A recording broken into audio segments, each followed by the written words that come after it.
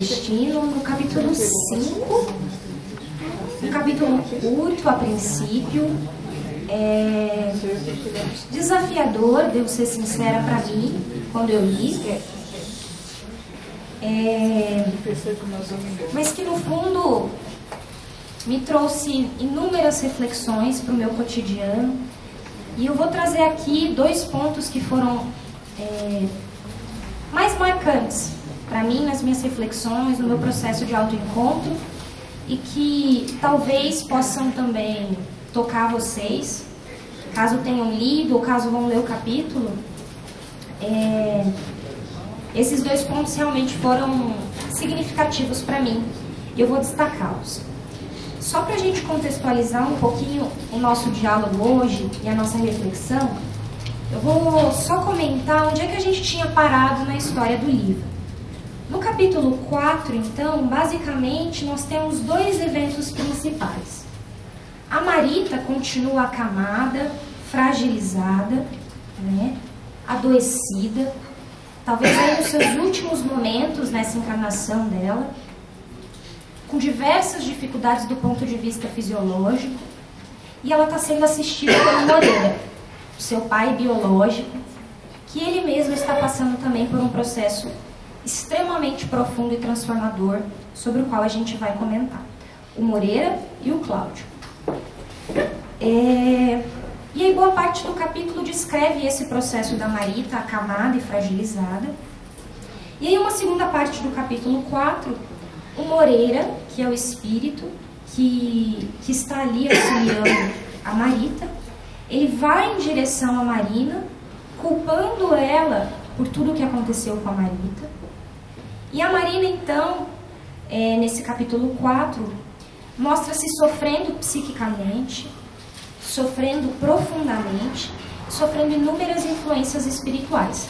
E aí o Conrado trouxe pra gente, então, toda uma reflexão acerca da Marina, acerca da culpa, acerca do atirar a pedra, Vocês lembram?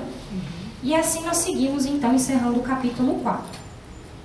Com a Marina sofrendo bastante. E aí nós vamos então para o nosso capítulo 5, que é o capítulo de hoje. O que acontece nesse capítulo 5? O capítulo começa com o André Luiz comentando um pouco sobre o Cláudio, que é o pai da Marita. E ele comenta sobre esse processo de transformação íntima do Cláudio. Então o Cláudio, no capítulo 3, iniciou um processo de transformação sobre o qual a gente vai falar, e ele vai no capítulo 5, então, consolidando esse processo. A gente vai falar sobre isso. Ele vai se reformando intimamente, vai se descobrindo. Além disso, a dona Beatriz, então, desencarna. A dona Beatriz, que estava aí para desencarnar desde o começo da obra, ela então desencarna. Nós temos no capítulo todo o relato desse processo de desencarne, do velório. E nesse velório, no processo de desencarne, a Marina se encontra ali sofrendo, se sentindo culpada, numa culpa que está só aprofundando mais e mais a sua fragilidade psíquica. Nemésio, que vê esse sofrimento da Marina cada vez mais intenso, então, vai até a dona Márcia, a mãe da Marina, e vai solicitar uma viagem, para que os 2 fossem a Petrópolis, visando um tratamento da Marina, visando novos ares, para tentar renovar as energias psíquicas. E assim se encerra o capítulo, com o Nemésio e a Márcia conversando. Tá bem? É mais ou menos isso que acontece no capítulo. Nesse capítulo, então, 2 coisas me marcaram. A primeira é o processo de renovação pelo qual o Cláudio está passando e que se consolida nesse capítulo. E por que me marcou muito? Porque o Cláudio, desde a primeira parte da obra até aqui, ele viveu uma vida que a gente classificaria talvez como desregrada, em todos os sentidos, e sofrendo muito por se sentir apaixonado, se sentir vinculado com uma energia sexual muito direcionada, e ele depois se descobre que essa energia sexual está direcionada para a filha, sofre muito com isso.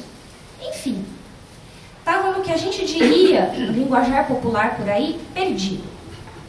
Mas Cláudio passa por um processo de renovação íntima.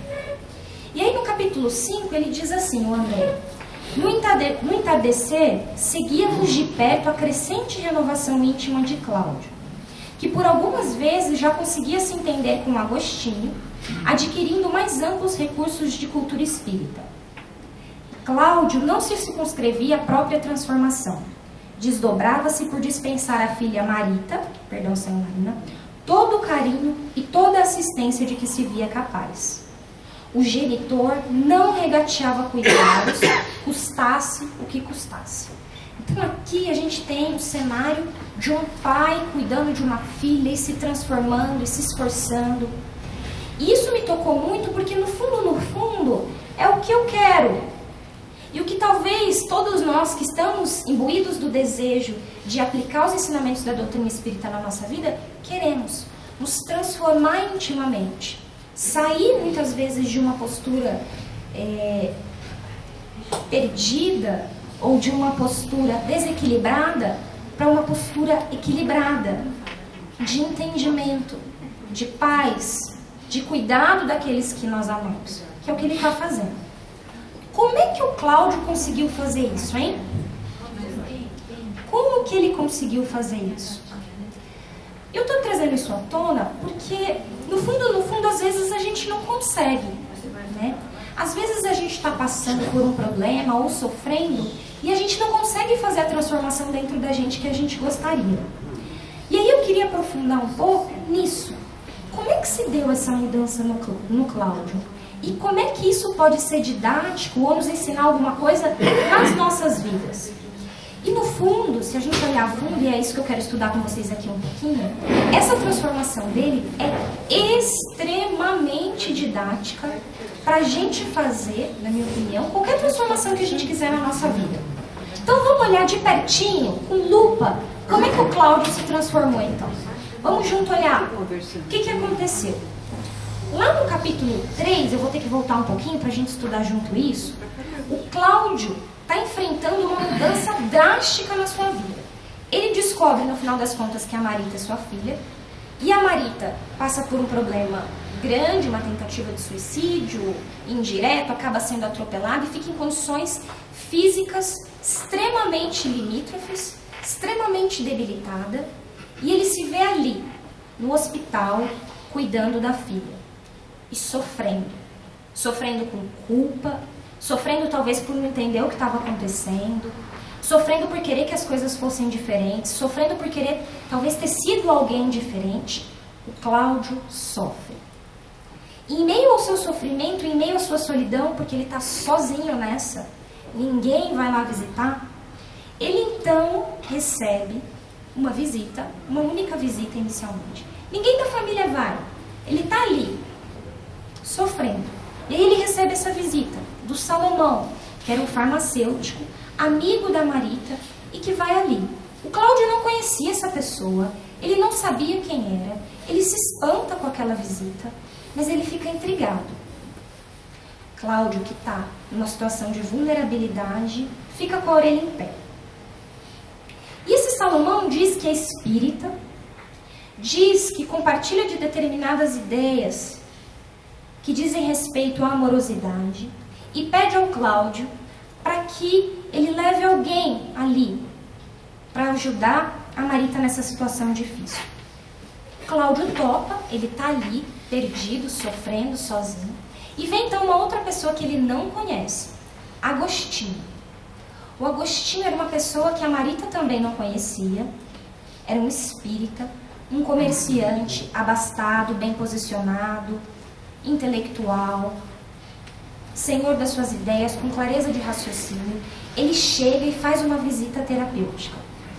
É lindo o relato dessa visita. Está no capítulo 3, por isso eu não trouxe. Mas basicamente o que o Agostinho faz é, ele chega, ele escuta, ele acolhe e ele doa. Ele doa o que ele tinha, ele doa o amor. Ele dá passes na Marita. O Cláudio como que se sente dominado por uma energia diferente. Aquilo é arrasador, é arrastador dentro dele. e ele recebe um livro do Agostinho, o Evangelho segundo o Espiritismo. Então, num momento extremamente frágil e vulnerável, em que a terra dentro do Cláudio talvez estivesse sendo arada pelo sofrimento humano, chega alguém que escuta, acolhe e doa. E dá um instrumento que tem todo um potencial, né? Talvez todos nós aqui, ou a maioria de nós, tenha tido algum momento singular com o Evangelho segundo o Espiritismo. E aí eu peço desculpas pelo slide carregado, ou os slides carregados que eu vou trazer, mas eu trouxe na íntegra o tete-a-tete que o Cláudio teve com o Evangelho segundo o Espiritismo. Porque eu acho que ele é extremamente representativo de alguns momentos na nossa vida que a gente fica vacilante frente ao sofrimento e não sabe muito bem o que fazer. O Cláudio está no aposento, o Agostinho tinha saído, a Marita está lá, sofrendo e gemendo, ele se sente só. Ele se reinstala e reflete. O Agostinho agitava-lhe o espírito. Comerciante abastado e instruído, não se deixaria enrolar em enganações. Conhecia-lhe a clareza de raciocínio, a honestidade. Além disso, Agostinho possuiria ocupações mais vantajosas em que aplicar atenção e tempo. Que doutrina seria aquela capaz de induzir um abastado cavalheiro a entrar em prece, num quarto de hospital, chorando de compaixão por arrasada menina à beira da sepultura? Que em princípios impeliriam um homem educado e rico a esquecer-se de si no socorro aos infelizes, imbuído de amor. Ele, que jamais se aproximara de ensinamentos religiosos, habitualmente tratados por ele com manifesta desconsideração, acolhia-se a vasta série de porquês. Ele estava intrigado. Ele não tinha mais nada. Abafado, Cláudio agoniava com a sede de algo. Quantos momentos da nossa vida a gente não agonia com sede de alguma coisa? A gente está passando por um sofrimento, a gente está passando por uma dúvida, a gente não sabe o que fazer frente a uma situação e a gente quer alguma coisa. Cláudio então lembrou o cigarro, mas dizia de si para consigo que não era mais o cigarro o objeto que desejava. Aspirava a sair, correr ao encontro de Agostinho e Salomão, a fim de perguntar-lhes pela fé em Deus. Reconhecia-se enfermo da alma, náufrago que afundava no desespero. Queria agarrar-se a alguém, a alguma coisa. A solidão asfixiava. Sugeri-lhe, André Luiz dizendo, a leitura. Que abrisse o volume que lhe fora brindado. O livro conversaria com ele em silêncio, ser-lhe-ia companheiro. Não se comprometesse a digerir-lhe de vez todas as instruções. Consultasse trechos aqui e ali, respingasse ideias, selecionasse conceitos. Assimilou-me a indução e tomou a brochura. Ainda assim, Cláudio tentou reagir. Acusava-se incapaz, inquieto. Não retinha a menor parcela de serenidade para ler com aplicação ao assunto. Já passaram por isso? Então, estou vendo 4 rostinhos. Então vai, quem já passou por isso? Puxa, não tantos. Vamos por aí uns 10% de nós. Aquele momento que às vezes você é inspirado de alguma ideia e você vacila, né? A gente vacila, eu vacilo. E aí às vezes você quer o cigarro, você quer alguma outra coisa, mas não vai completar. Não vai dar o clique interno. É alguma outra coisa que a gente busca. E aí, às vezes, vem a intuição, muitas vezes vem a intuição, como no caso veio. E eu achei muito interessante essa instrução, achei extremamente elucidativa. Veja que o André não fala assim, olha, pega o livro aí e lê tudo. Ele entende que o momento é de fragilidade, ele entende que o momento é difícil, e ele fala, só se conecta, só abre, só se abra. Talvez você tenha uma surpresa. Então, às vezes, a gente está perdido e a gente não precisa de muito. Às vezes, a gente só precisa se conectar e buscar de uma fonte, talvez uma ideia, já seja extremamente proveitosa para a gente. E aí, ele está ali com o Evangelho na mão, os dedos nervosos tatearam o índice. Então, no capítulo 11, Cláudio esbarrou com um item. caridade para com os criminosos. Aquelas sílabas invadiram-lhe o cérebro atribulado.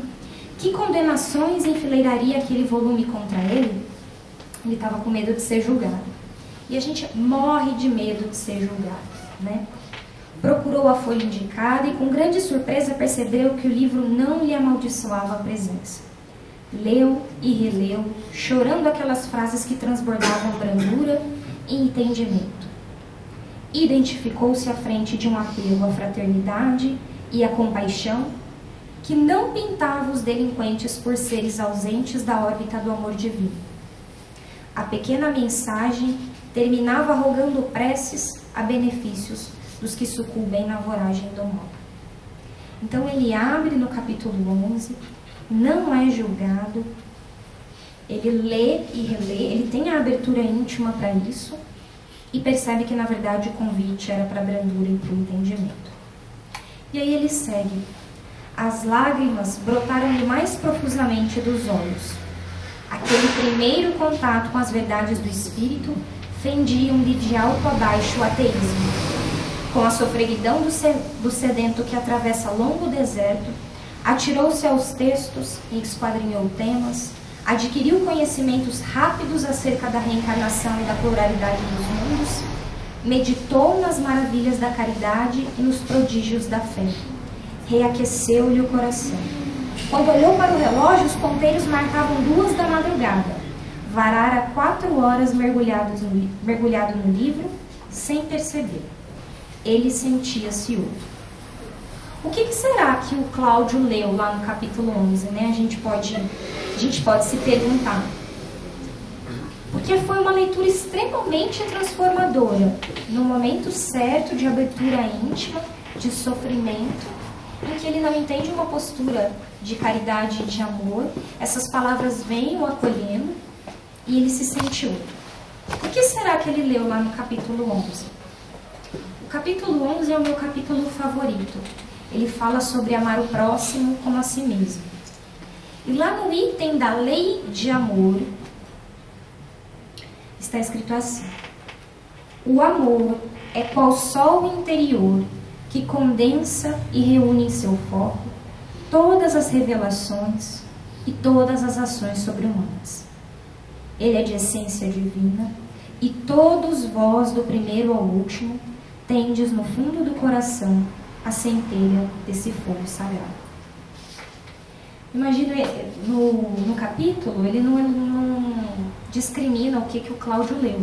Só que ele foi acolhido pelo capítulo 11, né? E pelo André, que estava ali do lado dele. Mas eu me imagino, né?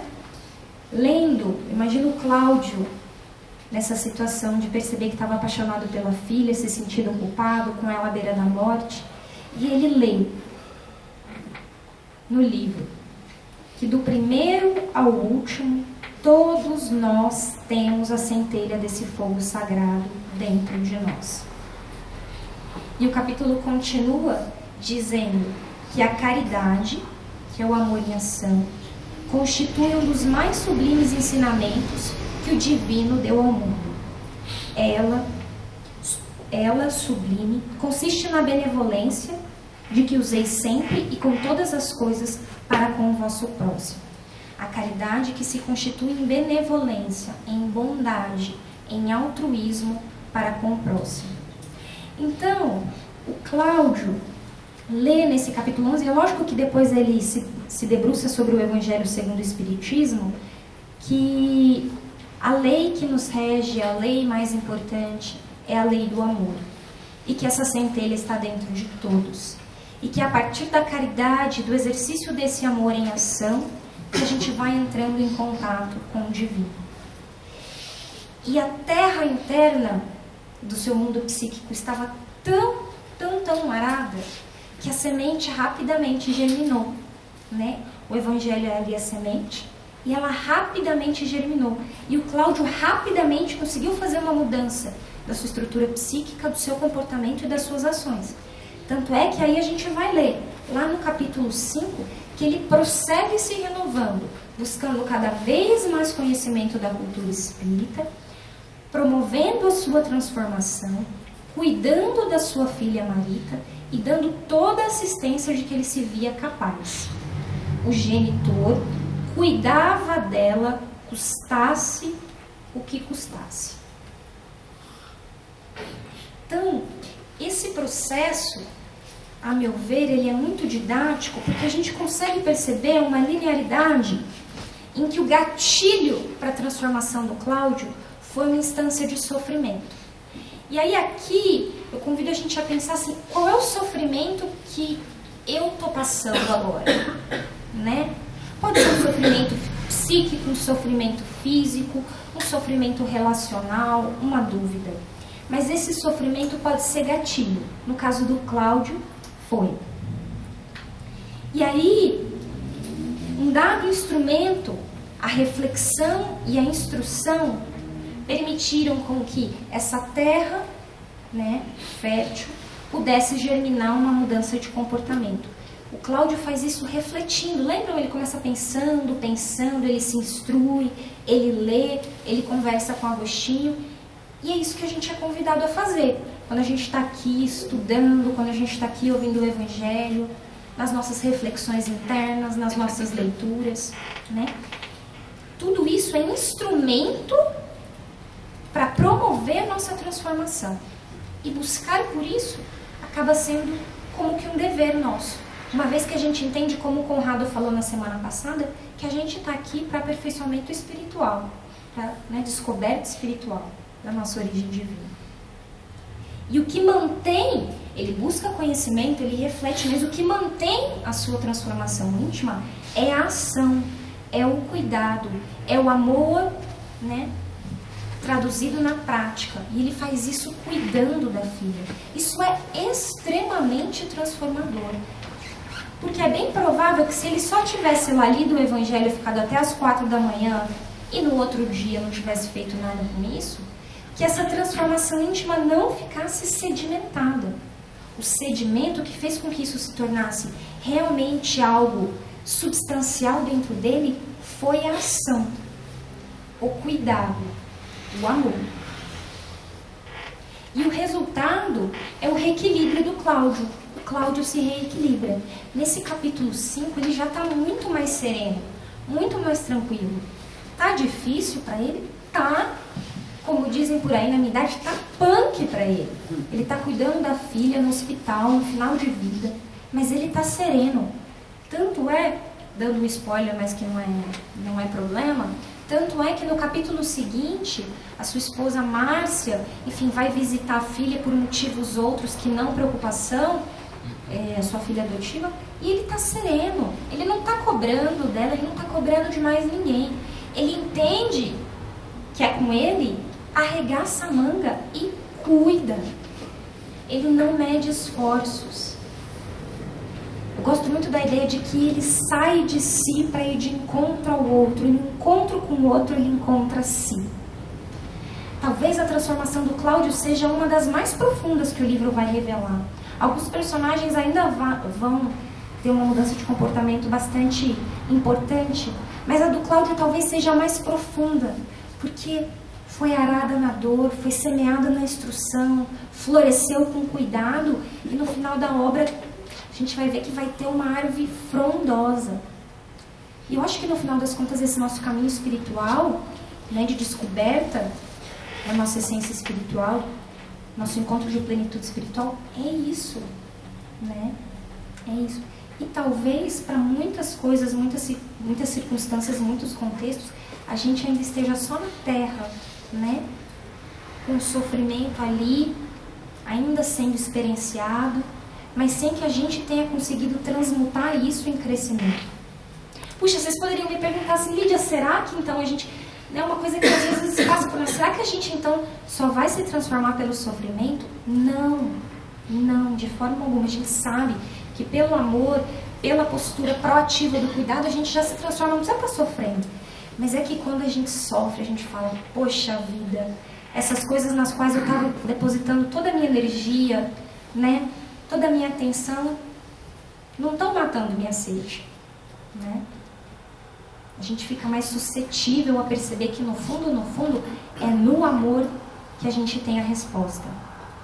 esse processo de transformação do Cláudio, né, de encontro consigo e com o próximo através do amor, me lembra um poema que eu escutei no último Mednesp, de um orador espírita que eu adoro, Alberto Almeida. Vocês conhecem? Quem estava lá no Mednesp deve ter escutado. Ele faz uma fala sobre o amor e traz um poema na sua fala que está no seu livro, O Amor Pede Passagem. Eu recomendo fortemente esse livro. Eu comprei logo depois por causa da poesia, né? Porque eu amo poesia. E esse é um poema do Tagore, que é um poeta indiano, do final do século XIX, início do século XX. Ele é um poeta, um músico, ganhou o prêmio Nobel e depois de desencarnado, passa então, através das mãos do Divaldo, um poema que me tocou profundamente e que me lembrou o Cláudio e que diz mais ou menos assim: procurei-te, desarvorado e triste, pelas terras distantes, em loucas aventuras com os outros, sem conseguir encontrar-te. Aonde chegava a minha ansiedade, deparava-me com as marcas dos teus pés no chão. Penetrei-me pelas lâminas da angústia, destruindo todas as minhas ambições, sem conseguir descobrir-te. Exauri-me sem resultado feliz e detive-me caído. Eis que um dia vislumbrei então o brilho de 2 estrelas que se apagavam dos olhos de uma criança abandonada. E amei-a. A sua voz sem palavra e a música da sua necessidade fizeram-me então encontrar nós 3. O próximo, a mim e a ti, soberano Senhor da minha vida. Não cesses de cantar, ó brisa ligeira que passeia pelo vale, nem interrompa seu curso, água transparente do regato, pois toda essa musicalidade que embala a natureza faz-se a partitura para que o cantor destrave a sua voz e encha o mundo inteiro de harmonia. Ele procura e não acha. E ao vislumbrar o sofrimento dos olhos de uma criança abandonada e amando, aquele encontro divino. E começa então a perceber a harmonia que perpassa toda a natureza. Antes ele não enxergava. E consegue perceber que na verdade o cantor estava ali. E que talvez era a falta de amor que não me fizesse perceber, ou não fizesse ali o indivíduo perceber que o mundo está cheio de harmonias. Mas para a gente perceber, a gente precisa amar. E o Cláudio amou. E se transformou. Cuidando. Eu que sou médica e cuido, tento cuidar, muitas vezes, de um bocado de gente, sei que é difícil. E se a gente for tentar entender o que é cuidado e a gente buscar o significado dessa palavra, a gente vai encontrar no dicionário que cuidado pode ser entendido como atenção, desvelo, zelo.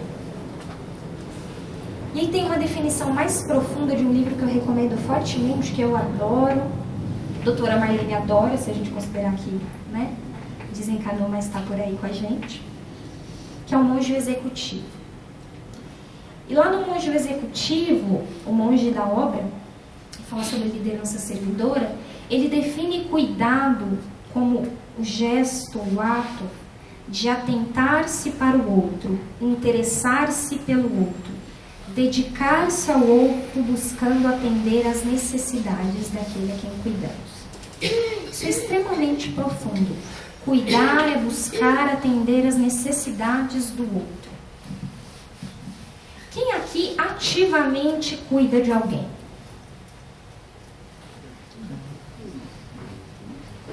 Levanta a mão aí, pessoal. Participa para todo mundo acordar. Todo mundo trabalhou horrores. Acho que vai cuidar de humanos. Olha, vamos dizer aí que uns 60% respondeu.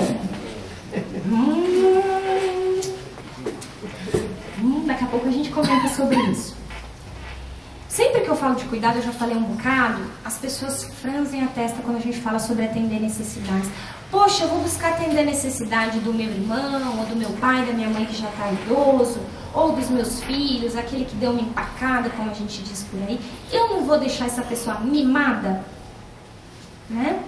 Pode ser uma conclusão precipitada da nossa parte. Será que não vai ficar mimada se eu ficar cuidando demais? E aí a gente precisa entender a diferença entre desejo e necessidade. O que é atender o desejo do outro ou atender a necessidade do outro? Desejo é uma necessidade pueril que não leva em consideração, né, quais são as consequências daquilo que eu desejo, o que eu vou precisar fazer para atingir aquilo que eu desejo, é inconsequente. Necessidade é uma real e profunda necessidade, como a própria palavra fala, do outro. É algo essencial para a experiência e para a existência do outro. Né? Então, cuidar é atender a isso, a necessidade, aquilo que é essencial na experiência do outro. E nesse processo de transformação do Cláudio, quem cuidou de quem? Né? Quem cuidou de quem? Talvez a gente pudesse falar que o Salomão cuidou da Marita, que o Agostinho cuidou do Cláudio e da Marita, o Cláudio cuidou da Marita e o Cláudio cuidou de si mesmo. Pastor, como é que chama aquele espírito elevado que cuidava dele, tentava transformar toda essa coisa? Como é o nome dele? Félix. É o Félix. E o Félix? Cuidando. Tem muita coisa aí. O Félix, ó, era necessidade para cá. Félix atendia desejos? Não, Félix atendia necessidades. Todo mundo que vem aqui falar quer contar o spoiler do Félix, né? Tá bom. Não pode. Ele diz que é dele.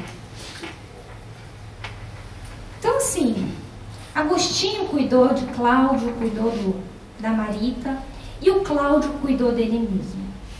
E aí eu fico perguntando, né? Quem tem alguém aqui para cuidar? Poxa, pelo menos de si mesmo a gente tem que cuidar. E tem que cuidar muito. Tem que cuidar muito. Tem que atender as necessidades de si, não os desejos, né? Atender as necessidades de si.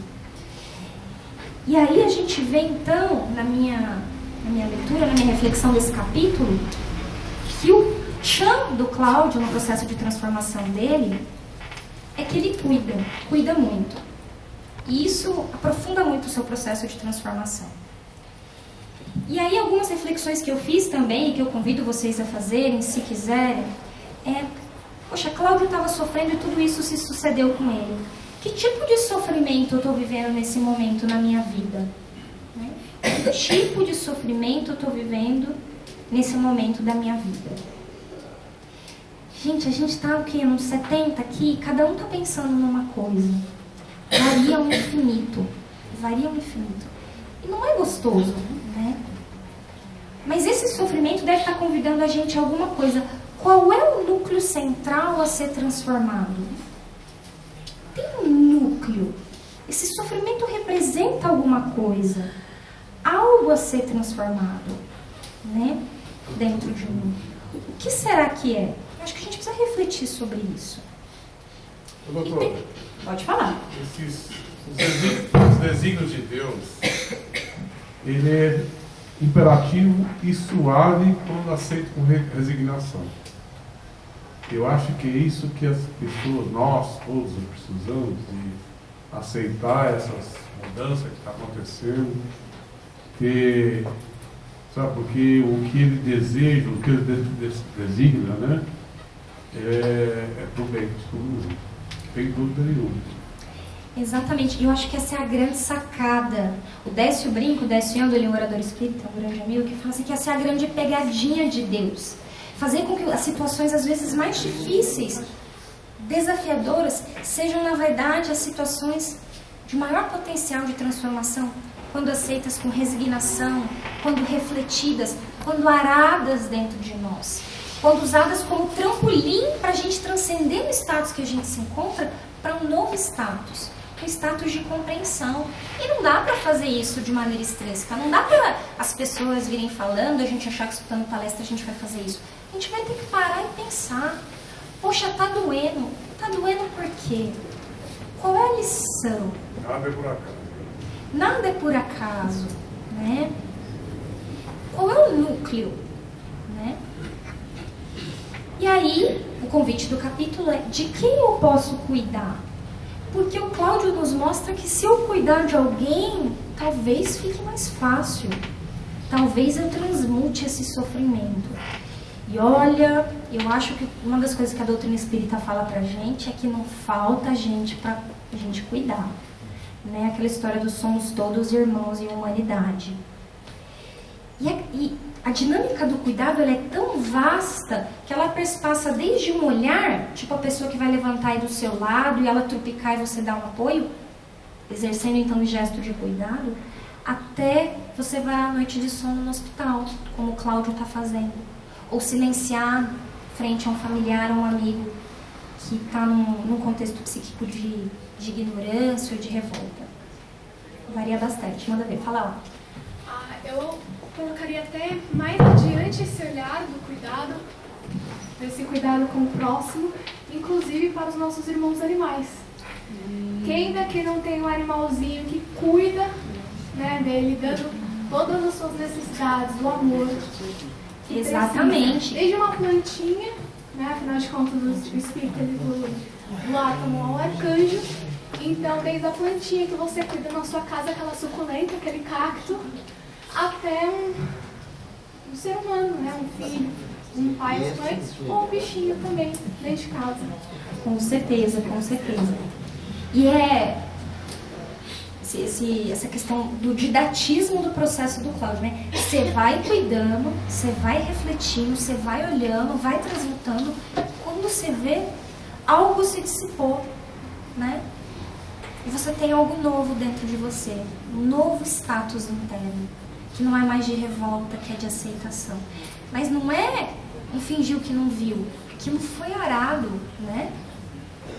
Então, para quem tiver interesse, só porque eu acho que de tudo que eu estou falando, pouco vocês vão reter, aí uns 5% das palestras em formato formal, ficam as sugestões. Quem quiser refletir um pouco mais sobre o cuidado, tem esse livro, A Roda da Vida, da doutora Elisabeth Kübler-Ross, uma professora do cuidado. Ela foi uma médica suíça radicada nos Estados Unidos, que cuidou imensamente das pessoas. Ainda nem era médica e já cuidava dos pacientes na Segunda Guerra Mundial. E aí foi pioneira no cuidado paliativo. Cuidou de tudo quanto é tipo de paciente. É um livro fabuloso. O Décio, amigo querido, também diz que esse livro é um compêndio de autoajuda. O que você tiver de problema, tá ali. E provavelmente tá ali a solução, e ele fala isso brincando, porque ela cuida do início ao fim da obra. É uma autobiografia dela, eu acho que ela escreve quando ela já tem uns 85 anos. E tá acamada. Bom, nesses 10 minutinhos aí que nos faltam, eu queria falar sobre esse segundo grande aspecto que me marcou no capítulo, que é o processo de desencarne da Dona Beatriz, né? Que estava ali cambaleando, vai, não vai, vai, não vai, foi. Desencarnou. E aí eles dizem assim o relato, olha que relato profundo, de beleza. Chegada a noite, então, o irmão Félix veio até nós, participando-nos da desencarnação de Dona Beatriz.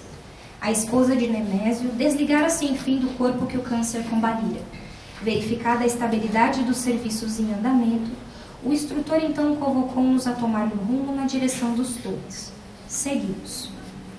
O invólucro de Dona Beatriz, abandonado por aquela alma boa e veneranda, recolhia atenções especiais, ao passo que ela mesma, inconsciente, se asilava nos braços de irmãs afetuosas, sobre o olhar comovido de Neves e de outros familiares, em carinhoso desvio. O irmão Félix, assumindo o comando, deu instruções. Beatriz, que se preparara laboriosamente para aquela hora, seria então conduzida com presteza à organização socorrista do plano espiritual no próprio rio, até que restaurasse suas forças, de modo a seguir viagem, tudo harmonia nas disposições traçadas. Desculpe, pessoal, estou um pouquinho resfriado. Então, Dona Beatriz nos chama a atenção para o fato de que nós podemos nos preparar para o nosso processo de desencarne, né? Ela se preparara laboriosamente para aquela hora, né? Então vejam, né? Dona Beatriz é cuidada. Ela está sendo cuidada pela equipe espiritual, sendo acolhida, né? Num gesto sutil, amoroso, né? Tranquilo, sereno. Tem uma frase de uma paliativista que eu gosto muito, Ana Cláudia Quintana Arantes, que diz que muitos de nós morrem exatamente como viveram. Então, o nosso processo de desencarne muitas vezes reflete o nosso processo de vida. A gente ter se preparado para isso. Como é que a gente se prepara para um bom morrer? Através de um bom viver, né? Através, como a gente estava comentando, do exercício do amor, que vai angariando para nós, né? Boas companhias espirituais, né? Uma boa estrutura espiritual, para que a gente possa ser acolhido e cuidado exatamente como Dona Beatriz foi. Exemplo, foi um excelente exemplo para nós.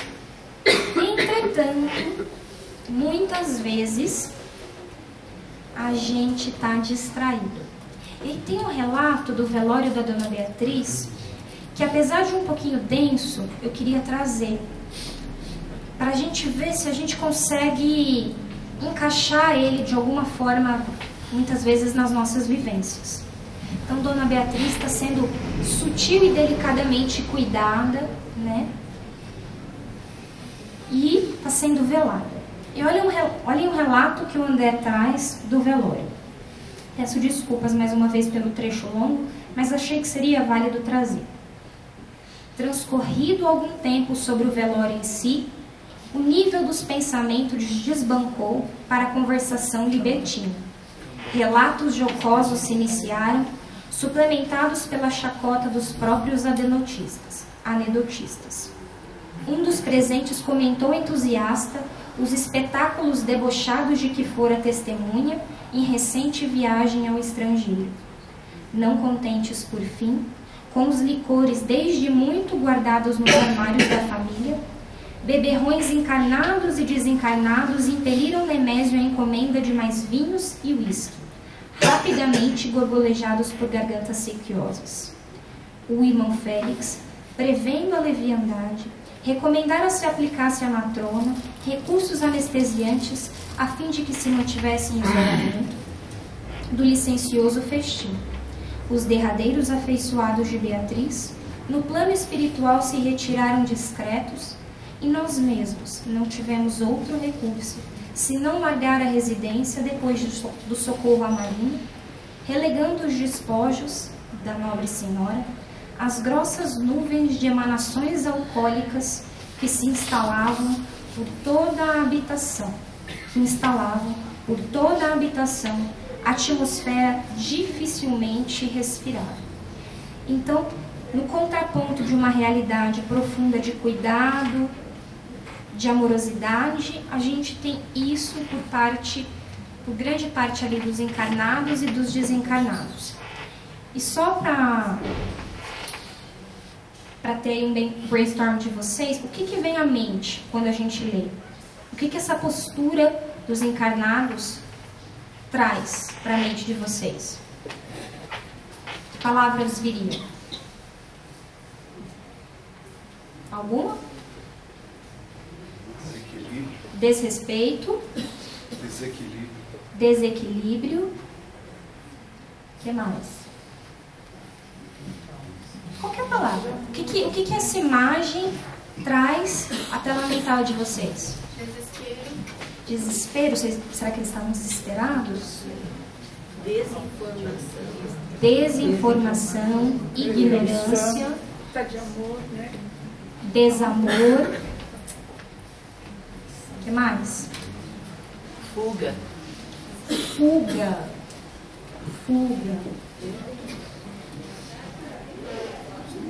que mais? Professora, está muito claro que a gente pode seguir qualquer religião, entendeu? Com carinho e tudo, mas se não fizer caridade, está escrito nos evangelhos, entendeu? Sem a caridade não há salvação. Nós temos que fazer caridade para os humanos e para os animais. Entendeu? Concordo plenamente. Então, as palavras que me vêm à mente são distração, por parte daqueles que o relato se refere, fuga, anestesia e ignorância, né? Num momento extremamente sagrado e delicado, aquelas pessoas estão distraídas, talvez numa postura de fuga, de entrar em contato com um momento tão singular quanto é o momento de desencarne de alguém. Momento esse que nos mostra que nós somos frágeis enquanto encarnados, que a vida enquanto encarnada, esta encarnação é finita, né? Fuga de olhar para o desconhecido, porque provavelmente aquelas pessoas podemos inferir que talvez não reflitam tanto para o que vem depois. Fuga de olhar para dentro, né? E é duro perceber que a gente é frágil, que a gente é finito e que a morte vai chegar. Se a gente não alicerça isso tudo, né, com um paradigma espiritual. E aí a gente busca anestesia. E a gente age de maneiras descuidadas, refletindo a nossa ignorância. Isso é extremamente caricato. Essa imagem do velório, ela é extremamente caricata. Ela estampa na nossa cara, fica bem evidente a postura de fuga, de descuido, de distração, de anestesia, de desrespeito. Fica bem evidente. Parece até distante de nós. Mas aí, a reflexão que me veio é: como é que está isso comigo? Frente ao sagrado da vida e frente às dificuldades, frente ao sofrimento, frente àquilo que eu não conheço, aquilo que é um pouco desconfortável, como é que eu ajo? Né? Eles agem através, ali naquela cena, do humor, talvez humor negro, e do álcool. Como é que eu ajo? Né? Quando eu estou sofrendo e quando está doendo, o meu primeiro impulso, qual é? Né? A gente viu lá do Cláudio, ele quis buscar o cigarro. Né? Isso tem uma coisa que eu queria dizer, um slide pesado é: cada um busca cada coisa por razões individuais, pessoais, e o que é fuga para um não é fuga para outro, e o que é equilíbrio para um não é equilíbrio para outro. Mas talvez o que importe mesmo é a gente pensar: quando eu estou vivendo o meu sofrimento, o meu desconforto, o meu descompasso, eu estou olhando para isso, arando esse terreno, buscando cuidar, ou eu estou tentando amortecer esse sofrimento com alguma coisa? Que coisa é essa? Algo tem me distraído? O que eu tenho feito para lidar com o meu sofrimento? Não é um sofrimento grande que eu estou falando, é um sofrimento cotidiano mesmo. O que eu estou fazendo? E o que eu quero fazer? Eu acho que essa que é a pergunta, né? O que eu quero fazer? Qual é a minha necessidade? E não qual é o meu desejo? Qual é o mais profundo chamado da minha alma? Esse capítulo, a meu ver, mostra que talvez o caminho seja o cuidado, né? Enquanto amor. E não é fácil não. Não é. Tem uma ideia, tem 32 anos que eu parei de fumar. Tenho vontade de fumar até hoje. Né? E é cada um vivendo uma luta, né? Se a gente olhar para o mundo psíquico de cada um aqui, cada um está pensando em alguma coisa. Mas o fato é difícil sofrer. A gente quer experienciar paz. E no mundo distraído, como o mundo que a gente vive, a gente às vezes não pensa e vai buscar paz, vai buscar anestesia desse sofrimento, vai buscar se sentir bem em coisas que não são sustentáveis. Sejam essas coisas quais forem. Mas elas não são sustentáveis. Né? Elas não matam a sede. No final do dia a gente deita no travesseiro e ainda falta alguma coisa. Né? Mas é diferente quando a gente cuida de alguém. Porque quando a gente cuida de alguém, no silêncio do cuidado, não no barulho do cuidado, mas no silêncio do cuidado, a gente deita o travesseiro e fala: que bacana, né? O amor aniquila a multidão dos pecados. Porque às vezes a gente está reticente na transformação, Mas um gesto muda a nossa condição interna e a gente consegue fazer diferente. Então eu acho que o Cláudio é um exemplo pra gente. O cuidado dele, a beira-leito com a Marita, é um exemplo pra gente.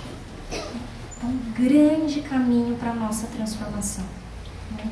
O Cláudio renasceu. Ele renasceu. Né? Ele se encontrou. Né?